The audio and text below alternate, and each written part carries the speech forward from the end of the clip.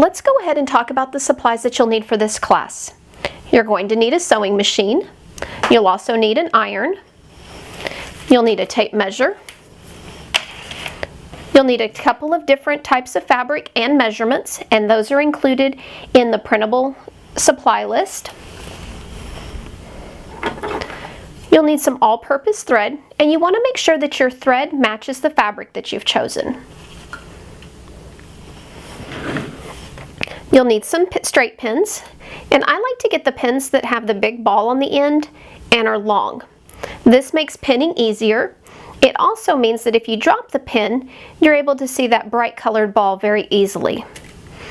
You'll also need either a container or a pin cushion to keep your pins in.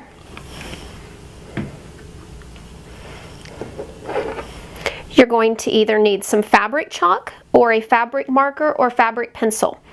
You want to make sure that it's made for fabric, that way it washes or disappears later. You'll need a seam ripper, and they come in different colors and sizes. Whichever you're most comfortable with is fine. You're going to need a seam gauge. And finally, some scissors.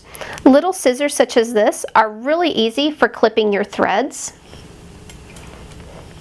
You're going to need some all-purpose craft scissors. These are for cutting paper and your sewing patterns.